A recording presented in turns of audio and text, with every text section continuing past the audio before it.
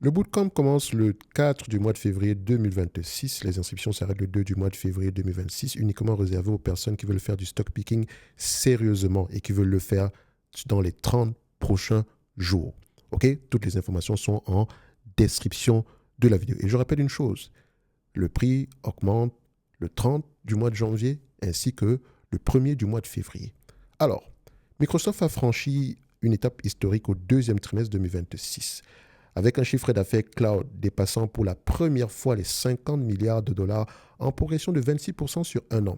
Les résultats globaux sont solides, à savoir un chiffre d'affaires de 81,3 milliards de dollars en croissance de 17% et un bénéfice par action de 4,14 excusez-moi, avec une croissance ici de 24% par rapport à ce bénéfice net comparé à la période précédente.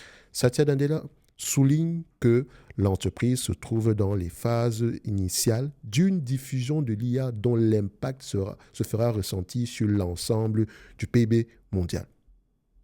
Donc, dites-vous qu'il est extrêmement confiant. Ce n'est pas très étonnant, de toutes les façons, tous les CEO sont toujours confiants. Vous savez, quand vous écoutez un conference call, parce que ces notes d'analyse sont basées sur la lecture des rapports financiers, l'écoute des conference calls ici, et quand vous écoutez un conference call, le PDG, même quand il y a eu de mauvais résultats, il est extrêmement, il est toujours, disons, optimiste. Et il faut faire attention parce que son rôle ici, c'est de vous vendre l'entreprise, même quand tout va mal. Oui, on a eu de mauvais résultats, mais ça va aller dans 2 ou 3 trimestres. C'est pour ça que quand il dit quelque chose, quand un PDG dit, c'est pour ça que l'historique est important. On ne lit pas juste un seul conference call, ou bien on n'écoute pas juste un seul conference call. Il faut avoir tendance à écouter plusieurs conférences call ici, ou bien de lire plusieurs conférences call ici, afin de se dire, est-ce que ce manager a l'habitude de faire ce qu'il dit et de dire ce qu'il fait? Parce que si vous avez un manager qui a l'habitude de dire une chose et son contraire, c'est pas bon. Qui trouve toujours des excuses alors qu'on lui a rien demandé du tout, faites très attention. Ou bien qui parle du prix de l'action, faites très attention. Un manager doit être concentré sur l'opérationnel. S'il veut commencer à faire des commentaires sur le prix de l'action, etc., dites-vous que ce n'est pas son rôle. OK? Les investisseurs se rendront compte que l'action est sous-évaluée tôt ou tard. Et lui, pendant ce temps, si on dégage les free cash flow, rachat d'actions, rachat d'actions, remboursement de la dette, bref, c'est ça que lui doit faire. OK? Donc, quand Satya dit ici, quand le CEO de Microsoft dit que l'entreprise se trouve dans les phases initiales d'une diffusion de l'IA dont l'impact se fera ressentir sur l'ensemble du PIB mondial, c'est intéressant pour nous, détenteurs de Microsoft, mais également, ça veut dire ici qu'on est extrêmement optimiste. Qu'ils ne viennent pas nous dire quelques mois plus tard que finalement, l'impact qu'on attendait voir, ça ne s'est pas réalisé. Et quand on parle de cet impact-là, on veut déjà voir les prémices aujourd'hui. Pour le moment, on les voit. Vous êtes d'accord avec moi, on les voit. Mais ça ne concerne pas Microsoft, ce que je suis en train de mentionner ici, mais lisez toujours un conference call avec un esprit critique. OK? Toujours, même pas, il faut lire et écouter, parce que la façon dont on donne une réponse est également très importante. Dernièrement, au sortir de cette vidéo, j'ai écouté le conference call de Tesla. Et je suis sorti de là en me disant, mais qu'est-ce que ce gars raconte? Il a l'habitude de dire une chose et son contraire. Il a l'habitude d'être extrêmement optimiste. Et à un moment donné, quand il se rend compte que les prévisions que lui-même il avait annoncées ne se matérialisent pas, il commence à mettre la poussière sous le tapis. Il évite les questions, il répond d'une certaine façon. Elon Musk, c'est un visionnaire, on va le dire comme ça. Mais franchement, parfois, je pense qu'il devrait se retenir avant d'annoncer des choses. Là, on est quitté de robots humanoïdes, cybercab, optimistes, alors qu'ils n'ont même pas 500 rides. Bref, il y a tellement de critiques à avoir à ce niveau-là. Pour qu'un détenteur de Tesla, quand il entend ça, oh ouais, les robots humanoïdes, etc. OK. La production commence quand? Sur le plan économique, ça va coûter combien? Ça va rapporter combien? Est-ce qu'on a un proof? Est-ce qu'on a une preuve aujourd'hui que c'est quelque chose qui va fonctionner? Qu'est-ce que la concurrence fait? On lui a posé cette question pendant le conférence call. Bref, on est là pour parler de Microsoft. Vous me connaissez, vous savez, pour moi, tout est lié. C'est pour ça qu'il faut beaucoup lire, écouter les conférences call. C'est pour ça que je dis toujours que le stock picking, ce n'est pas pour les gens qui ne veulent pas lire, qui n'aiment pas lire. Il faut être passionné avant tout. Nous, on veut comprendre les choses. Et en comprenant les choses, ça ne veut pas forcément dire qu'on aura toujours raison. Ce n'est même pas parfois le but ici. On veut perdre le moins d'argent possible. Donc, Quand on a tort, on veut payer très peu d'argent. Et quand on a raison, on veut gagner beaucoup d'argent. C'est tout. Ce n'est que ça qu'on veut faire. Dernièrement, je vous ai montré le portefeuille ici du Top Premium Infinity. Enfin, les ceux qui sont dans le Top Premium Infinity, vous pouvez le copier, faites ce que vous voulez ici. Mais si on est en plus-value, par exemple, sur Microsoft ou bien sur Meta, d'aucuns vont se dire ici, c'est le moment de vendre. Moi, je dis une chose, je ne vends rien du tout. Pourquoi? X, Y, Z. Je donne mes raisons. Et je me réserve royalement le droit de me tromper. OK? Refermons la parenthèse, excusez-moi, vous me connaissez, vous savez que Thierry aime beaucoup bavarder. Pour ceux qui vont nous rejoindre dans le bootcamp, vous allez vous rendre compte que j'ai beaucoup de choses à dire. Je pense même que les 8 séances ne seront pas assez suffisantes pour couvrir l'ensemble des éléments que j'aimerais tantôt vous mentionner. Enfin, on va faire le programme, ne vous inquiétez pas par rapport à ça. Mais vous allez découvrir qu'il y a tellement, à chaque fois qu'on arrive à briser une barrière, on se rend compte qu'il y a encore des choses qu'on aimerait approfondir. OK? Et c'est toujours bien de le faire quand on a de la passion. D'accord? C'est facile, je vous dis. Dès le début, c'est facile. Si ce sont les chiffres qui vous bloquent, etc., mettez tout ça de côté. Parce qu'en réalité, le vrai avantage, c'est la compréhension du business, du secteur d'activité. Poser les bonnes questions. Bref, pour ceux qui nous ont rejoints, merci à vous. Pour les autres, tout en description de la vidéo. On continue ici avec Microsoft. L'infrastructure constitue le cœur de cette expansion. Microsoft a augmenté sa capacité de près de 1 gigawatt ce trimestre et a lancé l'accélérateur Maya 200. Ce dernier permet d'améliorer le coût total de possession de plus de 30% par rapport aux générations précédentes tout en offrant des performances de calcul de haut niveau. Cette montée en puissance soutient l'écosystème Foundry où les clients traitent désormais plus de 1000 milliards de tokens, 1 trillion de tokens, illustrant l'usage intensif des modèles GPT 5.2 et Claude 4.5. L'adoption des outils copilotes s'accélère également de manière significative. Le nombre d'utilisateurs quotidiens de l'application a triplé en un an et Microsoft 365 atteint désormais 15 millions de sièges payants, soit une hausse de 160%. Cette traction se reflète dans les engagements commerciaux qui bondissent de 6 à 625 milliards, bien qu'une part importante, à savoir 45% de ce carnet de commandes, soit liée à OpenAI. Et donc, la santé financière d'OpenAI est directement liée à la matérialisation de ce RPO-là. Parce que si OpenAI fait faillite, il n'y aura pas de 600, il y a presque 300 milliards ici d'engagements. Et ces engagements-là ne sont pas des obligations. Enfin, c'est RPO, il y a obligation dans le terme ici, mais techniquement, ce ne sont pas des commandes fermes du genre take or pay. OK? Faites attention. De toutes les façons, moi, je pense une chose, et ça, c'est mon avis. Si OpenAI va mal, Microsoft va rafler la mise. C'est son plan. OK?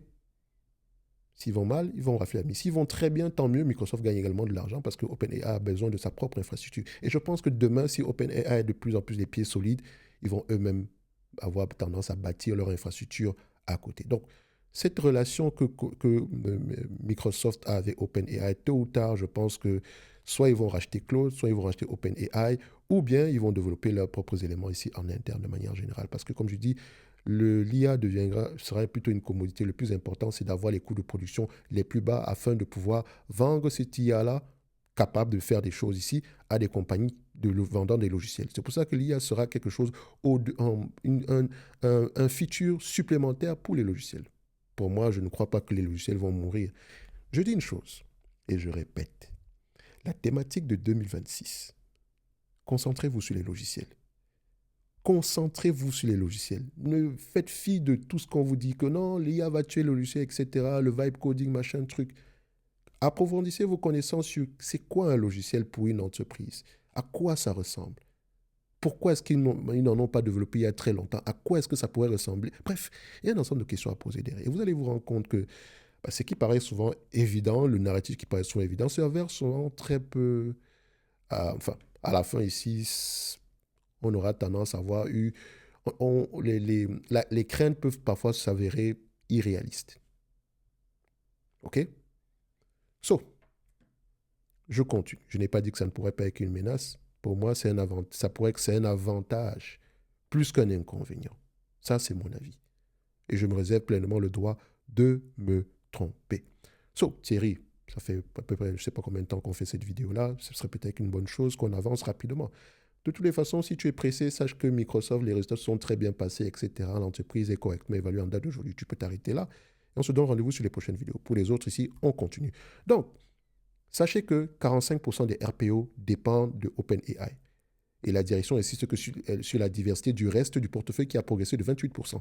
Les dépenses d'investissement, les fameux CAPEX, atteignent désormais 37,5 milliards de dollars. Environ 2 tiers de ce montant sont alloués à des actifs à cycle court, principalement des processeurs graphiques. Si cette intensité capitalistique pèse légèrement sur les marges brutes du cloud, pour jeter à peu près à 65%, Amy Out précise que la majorité de ces capacités sont déjà sécurisées par des contrats couvrant l'ensemble, enfin, pas couvrant l'ensemble, mais l'essentiel de la durée de vie utile du matériel. Et je vais encore m'arrêter là, parce qu'il y a beaucoup de choses à dire, les amis. Vous savez, les GPU ici, il y a également un élément important. Faites attention à la dépréciation amortissement. OK? Les GPU, la dépréciation, ce sont des actifs qui se déprécient très rapidement. Un GPU peut être obsolète dans 3 ans. Parce qu'il y en aura peut-être un qui est plus puissant, etc. ou ce genre de choses-là. Et donc, si vous achetez quelque chose à 50 000 $ et que dans 3 ans, ça vaut 0, ben, il faut absolument que le retour sur investissement soit très élevé pendant ces 3 ans. Donc, en 3 ans, il va falloir que ce 50 000 $ que vous avez dépensé sur ce GPU, que vous puissiez d'abord, le récupérer, OK, plus un bénéfice supplémentaire. Et souvent, il y a des entreprises pour à peu près pour améliorer les marges opérationnelles, parce que rappelez-vous, la dépréciation amortissement, c'est où? C'est au niveau de la dépense opérationnelle. Encore des choses qu'on va avoir tendance à voir dans le bootcamp. Vous savez quand on regarde les dépenses opérationnelles au niveau du compte de résultat, on a les coûts variables et les coûts fixes. 2 concepts totalement différents. Et la dépréciation amortissement, techniquement, c'est la dépense en capital. Et si vous réduisez la durée de vie, si vous augmentez la durée de vie d'un GPU, qu'est-ce qui se passe? Dépréciation amortissement baisse. Vous allouez moins d'argent à la dépréciation amortissement. Regardez le fameux 50 000. S'il a une durée de vie, disons que vous achetez un GPU à 50 000 $. Admettons qu'il ait une durée de vie de 5 ans. Ça veut dire que chaque année, ce GPU-là perd 10 000 $. Et à la 5e année, après la 5e année, il vaudra 0, même s'il y a une valeur résiduelle après. OK? Ce qui veut dire que chaque année, vous allez provisionner 10 000 $, vous allez mettre de côté, afin qu'à l'année 6, que vous puissiez avoir assez d'argent pour acheter un nouveau GPU. Si ça coûte le même prix, bien sûr. Ça, c'est un autre débat. Maintenant, ça veut dire que chaque année, dans la dépréciation, dans le poste dépréciation amortissement au niveau du compte de résultat, vous devez mettre 10 000 $ de côté, dessus. Or, si vous augmentez la durée de vie de ce GPU-là, parce qu'en réalité, c'est vous qui choisissez d'augmenter ou pas la durée de vie. C'est pour ça que c'est important de regarder parmi les entreprises dans le domaine de la tech. Prenez les hyperscalers, Amazon, Meta, Google et Microsoft. Regardez la durée de vie. Qu'est-ce qu'ils ont mis comme chiffre par rapport à la dépréciation des actifs comme des GPU? Vous allez voir que tous ne font pas la même chose. Certains mettent 5 ans, d'autres 3 ans, d'autres 10 ans. Mais faites attention à ceux qui vont avoir tendance à être enfin, faites une moyenne et regardez celui qui est au-dessus de la moyenne. Et faites attention à celui qui est au-dessus de la moyenne. Je vais juste le dire comme ça. Peut-être qu'ils ont trouvé une stratégie ici pour que les GPU soient... Ça peut durer 10 ans, moi je n'en sais rien. Mais c'est parfois un moyen, quand une entreprise change ici la durée de dépréciation d'un produit, d'accord? C'est parfois un moyen ici de gonfler les marges, les bénéfices opérationnels. Je vous explique, revenons sur notre exemple à 50 000. Avant, la dépréciation, c'était sur 5 ans. On devait mettre de côté 10 000 $. Donc, il y avait un impact de 10 000 $ sur la dépense opérationnelle, sur les charges opérationnelles. Maintenant, si on augmente la durée de vie, on déprécie plutôt sur 10 ans. Au lieu de mettre que 10 000 $ de côté, je mets que 5 000 $ de côté.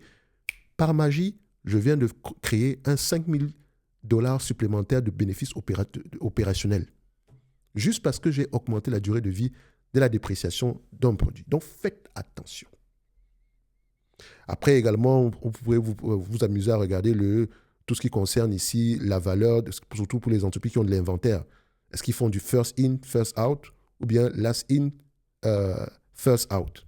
Ça également, on peut s'amuser à manipuler les dépenses opérationnelles par rapport à ça. Bref, c'est un autre débat. OK? Excusez-moi encore une fois pour cette discrétion-là. Mais pour moi, je pense que tout est important de manière générale. Donc, quand on parle de ces GPU-là, c'est le devoir que vous allez avoir tendance à faire. Parce que ça va être de plus en plus récurrent ici. Donc, on va vous dire que oui, mais ils augmentent la durée de vie des GPU ici. Ça veut dire que ils augmentent artificiellement ici les bénéfices opérationnels, alors que la moyenne, c'est 5 ans. Certains mettent 10 ans. Faites attention aux entreprises. Surtout les entreprises dans les data centers, là, les CoreWave, les Nebius et tout le reste. Je n'ai pas vérifié, hein. Allez-y voir à peu près quelle est la dépréciation quel est le nombre d'années accordé à la dépréciation de ces produits-là. C'est important. Et comparé à ce que les hyperscalers font. Et donc, quand on parle également des la dépense en capital des hyperscalers, la dépense en capital des hyperscalers, c'est le bénéfice, c'est le revenu des compagnies comme Nvidia. Et donc, quand vous allez remarquer que ces dépenses en capital commencent à diminuer, ça veut dire que les revenus d'NVIDIA vont avoir tendance également à diminuer. Ce sont ici des chiffres avancés. On va le dire comme ça. Il faut également surveiller les volumes à TSMC, etc., qui publient des chiffres tous les mois. OK? Je continue. Pour le troisième trimestre 2026, Microsoft prévoit de maintenir sa trajectoire avec une croissance des revenus attendus entre 15% et 17%. Azure devrait rester le moteur principal de l'intelligent cloud avec une progression anticipée de 37 à 38%. La stratégie consiste à allouer les capacités de calcul de manière à maximiser la valeur à vie, donc la fameuse LTV ici, du portefeuille client, tout en gérant les contraintes d'approvisionnement mondial. Donc, la capacité du groupe à transformer ses investissements massifs en revenus récurrents, durables, reste le point d'attention central pour les trimestres à venir. Je répète, la capacité de Microsoft à transformer ses investissements massifs en revenus récurrents, durables, reste le point d'attention central pour les trimestres à venir. Et maintenant, ce qui concerne la partie la moins intéressante pour moi, qui est la valorisation, je ne me casse pas la tête. On va faire la même chose qu'on a fait sur Microsoft, sur Meta. Premier élément, c'est une compagnie que vous allez acheter je ne paierai pas plus de 25 fois les bénéfices ici. Ici, tant qu'il y a une croissance supérieure à 9%, 25 fois les bénéfices attendus d'ici 2028 par rapport, les analystes ont tendance à faire de bonnes prévisions sur ce business-ci. Et quand on regarde ici le forecasting, ici, on se rend compte qu'ils sont 27 sur le dossier, entreprise très très suivie. Et il y a à peu près 6 mois, on était à $20,86. Aujourd'hui, c'est $22,21. Ce qui veut dire ici qu'on est de plus en plus optimiste. OK? Et donc, vous connaissez la chanson. Pourquoi? Je pense qu'on a eu des éléments de réponse ici. 25 fois les bénéfices, ça veut dire qu'on se situe aux alentours de $555. Est-ce qu'elle est endettée? Non. Donc, je préfère ne pas prendre la dette ici en considération. Ça fait $555 par action. Premier élément. On peut également utiliser les cash flows opérationnels. OK? Les cash flows opérationnels, vous pouvez prendre 15 fois les cash flows opérationnels. Vous allez voir ici. Et vous voyez, sur Meta, on avait des cash flows opérationnels très élevés, n'est-ce pas? N'oubliez pas les SBC. Parce que sur Meta, ce que je n'ai pas fait, c'est que je n'ai pas enlevé les SBC. Pourtant, les SBC peuvent être très élevés sur ce genre d'entreprise. Donc, faites attention également ici. Donc, Microsoft, c'est un bon business. Au prix actuel, je prends ici les bénéfices nets ajustés. Donc, je mettrai mon target à $555 à l'action. Donc, je vais dans ma watchlist. Microsoft, ça va être au niveau de la tech. Donc, Microsoft, voilà, ici. Et on cherche le $555 ici. Où est-ce qu'il est? Voilà. La dernière fois, c'était $532. La dernière mise à jour qu'on a fait. Ça date de quand? Ça date à peu près du mois de septembre 2025. Ça n'a pas trop changé entre-temps ici. Donc, ça reste une entreprise sur laquelle il serait intéressant de continuer à accumuler. D'aucuns diront que oui, l'opportunité n'est pas aussi belle que ça, mais n'oubliez pas une chose. Si j'extrapole, je fais ceci. OK? Je prends l'estimation des analystes qui s'arrêtent à peu près en 2028. Et disons qu'après 2028, vous voyez qu'on a une croissance à double chiffre. Au lieu d'avoir 18%, on tombe plutôt à 10% jusqu'en 2031. Je n'aime pas extrapoler. J'aime acheter une compagnie de croissance à un prix qui n'en implique pas, parce que la croissance finira toujours par ralentir. Donc, je n'aime pas jouer avec la croissance. OK? Je veux juste savoir qu'elle est présente et si je veux extrapoler, je préfère avec le moins 10 ans. Si on s'attend à 20% sur les 10 prochaines années, je prends 10% ou 5%. Comme ça, au moins, je sais que vu qu'elle va avoir tendance à ralentir parce qu'elle ne sera pas linéaire ici, donc elle ne sera pas uniforme chaque année, au moins, je me suis protégé. Certaines années, au lieu d'avoir 10%, on va faire 9%. Le marché va s'énerver, il va penser qu'on est en plein ralentissement ici. D'autres années, on va faire plus 20% alors qu'on s'attendait à 9%. Donc, le plus important, c'est de comprendre dans quel secteur on évolue, quelle est la taille de ce marché-là, et prendre généralement l'évolution, la croissance globale, prendre la taille la croissance du marché comme proxy. Il y a des entreprises qui ont une croissance plus élevée que le marché de manière générale. Je pense qu'on en a parlé dernièrement avec Microsoft, quand on parlait ici de Meta. OK.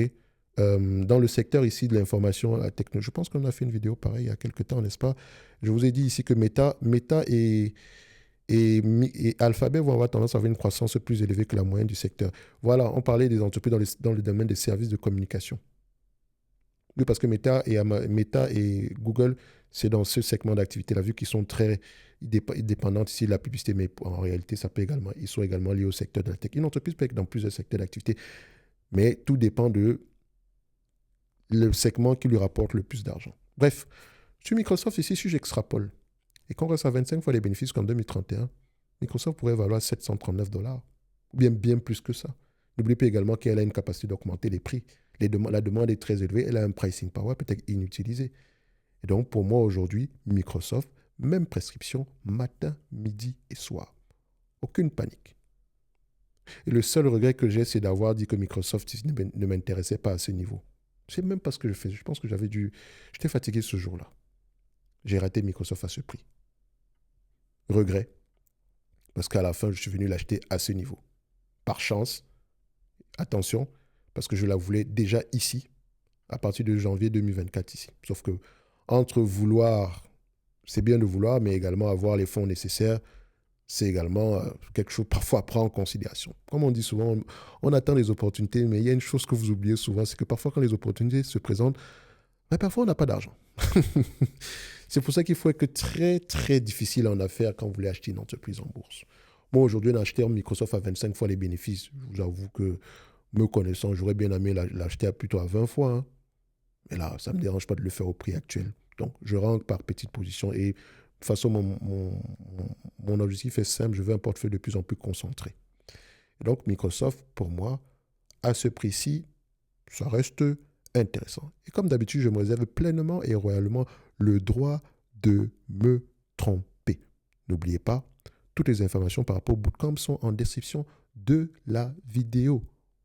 Un like, un abonnement, ça fait toujours plaisir. Après, vous faites ce que vous voulez de manière générale.